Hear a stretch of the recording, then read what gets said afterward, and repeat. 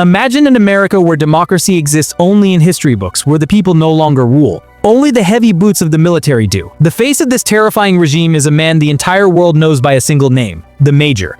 In this dark era, the government offers desperate young men a dangerous temptation, the long walk. A brutal competition where the winner receives unimaginable wealth, fame, and the right to have any one wish granted. But the price of that reward is a journey measured not just in miles, but in the constant shadow of death. The story begins with a quiet car ride. A boy named Ray is on his way to take part in this deadly game. Inside the car, the silence feels heavy, almost suffocating. His mother, Ginny, keeps glancing at him. Fear fills her eyes, and deep down she holds on to one fragile hope, that maybe her son will change his mind and walk away from this suicide mission. But Ray has already made his decision. For him, there is no turning back. He has accepted this as his destiny. When they arrive at the event location, Ginny's heart sinks. She hugs her son tightly one last time, tears falling as she sends him toward the gate. A gate from which very few have ever returned alive. Inside, the atmosphere feels strange. Ray meets Peter, a surprisingly friendly boy despite the overwhelming tension.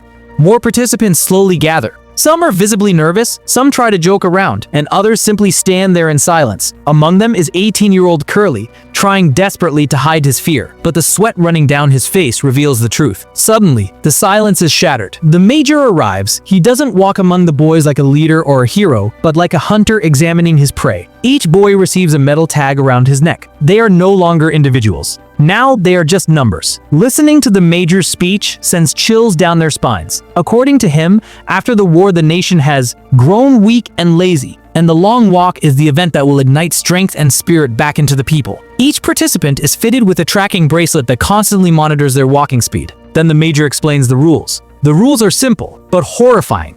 Rule 1. Every walker must maintain a speed of at least 3 miles per hour. If the speed drops, the walker receives a first warning. 10 seconds later, a second warning will continue until 49 out of the 50 boys are dead. The Major fires a shot into the air, and just like that, the march of death begins. Army trucks follow closely behind the walkers. Cameras mounted on them broadcast a brutal spectacle live to the entire world. During the first few miles, things almost feel normal. The boys talk, they laugh. They try to convince themselves everything is fine. But a boy named Stebbins slows down slightly and instantly receives his first warning. The tension grows even worse when Gary gets a small pebble stuck inside his shoe. He stops for a moment to remove it. Within seconds, a soldier's rifle is aimed directly at his forehead. At the very last second, Gary starts walking again. Now everyone understands the truth. Even a single moment of delay can mean death. As the miles stretch on, exhaustion stops attacking the body and begins attacking the mind. Ray slowly realizes something horrifying. It wasn't just poverty that brought them here. This entire event is a carefully designed system, a cruel machine. In anger, Ray begins shouting against the system. Boys like Peter and Richard reveal their own reasons for joining. One wants to write a book about the experience and become famous. Another dreams of using the prize money to help the world. But the brutal truth is about to reveal itself. Curly, who had been nervous from the start, begins to collapse under the pressure. The pain in his legs becomes unbearable. He screams in agony. Ray and Peter try to support him. They encourage him, beg him to keep moving. But one of his companions dies. The spray of blood, the sudden silence of death, completely numbs his mind. His steps begin to falter. And now only one question remains. Will Ray survive this bloody journey? Or will he become the next victim of this deadly game? Curly's death left the entire atmosphere frozen in shock. Just seconds earlier, he had been walking beside them, and now he was nothing more than a lifeless body lying on the road. Ray's vision started to blur. His mind went numb, his steps began to stumble, and then the sound of his first warning echoed in his ears. Just a few more seconds, and his fate would have been sealed. But at that exact moment, Peter shoved him forward. It was a push of anger. It was a push meant to keep him alive. Peter reminded him of the brutal truth. Here, stopping means only one thing: disappearing forever. Soon after, the Major appears again. He stands beside Curly's body and begins delivering a speech that sends chills through everyone listening. He calls Curly's death bravery, as if he were some kind of hero, as if his death had served some noble purpose. Ray feels a burning rage building inside him. To him, this all feels like nothing but a disgusting performance. In anger, he lightly touches the rifle of a soldier standing nearby. Maybe it was just a small act of rebellion, but in this game, even a tiny joke like that can push someone closer to death. As the march continues, they finally reach mile 17. Suddenly, a girl appears standing by the side of the road. She's holding a sign, and written across it in big letters is the name Ray. For a brief moment, smiles appear on the boys' faces. But those smiles don't last long, because the very next moment, another walker collapses onto the road. And seconds later, the sound of gunshots echoes again. Gary, whose heart now seemed as hard as stone, starts mocking the fallen boy. He shouts loudly, "Good! One more path cleared!" The other boys feel a chill run through their bodies. But this game doesn't allow humanity to survive for very long. Exhaustion slowly turns people into animals. Gary begins provoking a boy named Rank. He starts insulting Rank's mother. Rank's blood boils with anger. In rage, he lunges at Gary. But weakness and exhaustion betray him. Within seconds, Rank collapses onto the road himself. Before he can even get up, a soldier's rifle fires. Another gunshot, and Rank's story ends right there. Now the remaining boys feel only one thing toward Gary: pure hatred. Everyone is waiting for just one moment: his death. Slowly, darkness falls as the first night begins. Around mile 35, the Major appears once again. He delivers the same sweet speeches, as if these boys are part of some great historical achievement. But by now, no one believes him anymore. Ray's eyes begin to grow heavy. He starts dreaming about his mother. His eyelids slowly close, and within moments he is dangerously close to receiving his third warning. The rules are strict. Now he must walk perfectly for the next 3 hours without any mistake. Otherwise, the game ends for him right there. The road soon climbs into a steep hill. Every step feels like their legs are chained with iron. Gunshots keep echoing through the darkness. Whoever falls never gets up again. By the time morning arrives, only 18 boys remain out of the original 50. Around mile 67, tragedy strikes again. Richard twists his ankle. The pain makes it almost impossible for him to keep walking. Ray tries to encourage him. He reminds him about his mother, about his dreams, but his body has already given up. A few seconds later, another gunshot rings out, and Richard's journey on that road ends forever. The most horrifying part is that small children standing along the roadside watch the bloody scene as if they were watching a circus show. The Major returns once again, offering congratulations, but by now, the boys feel nothing but hatred toward him. When the march reaches mile 103, a conversation begins. They start talking about the wish that the winner will receive. Peter smiles and says something almost impossible. "I wish 2 people could win." But Ray has something very different on his mind. Under a light rain, around mile 144, Ray finally reveals his biggest secret to Peter. He tells him that his father was not a traitor. He was a free-thinking man, but the Major had him executed simply because he refused to swear loyalty to a life of submission. Ray didn't join this march for money. He didn't come for fame. He came for only one wish, a wish that would allow him to ask for a gun, so he could fill the Major's chest with bullets himself. The march reaches mile 170. The scene becomes even more horrifying, mercilessly. And in the end, he receives the same silent final bullet. That one boy completely lost his sanity. Suddenly, he began laughing like a madman. He tore off his clothes and started running down the road, screaming wildly, as if he were running straight into the arms of death. The soldiers' rifles were already aimed, the trigger was pulled, and within seconds, his story was over. By evening, Hank's body had completely given up. His steps were unsteady. Ray tried to support him, grabbing his shoulder and pushing him forward. But there was no will left in Hank's eyes. In a faint voice, he simply said, "Enough! I'm done." Then slowly, he walked toward the truck of death on his own. The next moment, gunshots echoed, and his journey ended forever. Seeing Hank's body, Arthur screamed in pain, but Ray immediately grabbed him and dragged him forward. Because here, stopping meant only one thing: becoming the next body on the road. The next morning, when the sun rose over mile 209, only 6 boys were still alive out of the original 50.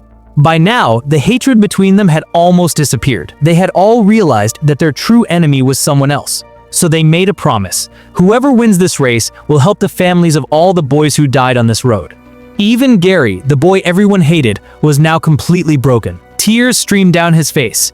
Crying, he confessed he never actually wanted Rank to die, but now the guilt was destroying him from the inside. Suddenly, he began screaming like a madman. He cursed the entire system, he cursed this cruel game, and then he tried to end his own life with a spoon. But the cruelty of the system had no limits. Even his body had to follow the rules. The soldiers filled him with bullets. On the 5th day, the long march finally reached Ray's hometown. His shoes had completely fallen apart. Blood was constantly seeping from his feet. But more than his body, his soul was wounded. Then suddenly, among the crowd, he saw a familiar face. His mother, Ginny. The moment Ray saw her, all the emotions he had been holding back burst out. he ran toward her. Ginny screamed desperately, "Go back, Ray! Stay on the road!" But at the last moment, Peter lunged forward, grabbed him and dragged him back onto the road. Ray understood something painful in that moment. Just like his father, he too had almost become weak in front of his emotions. A little later, Peter shared his own story. An orphan boy who had been beaten and abused on the streets since childhood. The scars on his face told that story clearly. Yet, despite everything, he had always tried to find light even in the darkest places. He wanted to win this race for one reason: to create a better life for orphan children. Then Stebbins revealed a bitter truth. As long as we keep supporting each other, this walk will never end. Finally, they made a terrifying decision. From now on, no one would help anyone. Meanwhile, Arthur's condition suddenly worsened. Blood began pouring from his nose. His body was giving up, seeing out the soldier as well. Soon after that, Arthur finally collapsed. He removed the locket from his neck and handed it to Ray. In a weak voice, he whispered, "Don't look back." And then, now only 3 shadows remained on that endless road: Ray, Peter, and Stebbins. At that moment, the Major approached them again. And then Stebbins revealed a shocking secret. Stebbins was actually the Major's own son. His only wish was simple: to live in his father's house as his acknowledged child. But his body had already reached its limit. His internal organs were slowly failing. Moments later, right in front of the Major's cold, stone-like eyes, his own son was shot dead. And yet, there was no emotion on the Major's face. Now only 2 walkers remained, Ray and Peter. They entered a city. Crowds were everywhere. People were shouting, cheering, applauding, as if they were watching some grand spectacle. He gave out. Slowly, he began falling behind. And then, the bullet of death reached him. And just like that, Ray sacrificed his own life so that Peter could win the race, a victory that had forced them to walk across the endless roads of America. But one question still remained. Did this victory truly bring happiness to anyone? Or was it simply another empty promise made by a cruel system? The road had Major, whose face still showed no emotion, slowly walked toward Ray. He pulled out his pistol, and without the slightest hesitation, he fired one final cold shot. With that single bullet, Ray's struggle, his story, and all his dreams came to an end forever. At that exact moment, the sky suddenly exploded with fireworks. Thousands of people were screaming, cheering, clapping their hands, as if they had just watched a circus performance. But Peter was completely shattered inside. The faces of his friends kept flashing in his mind. The wealth, the fame, the victory.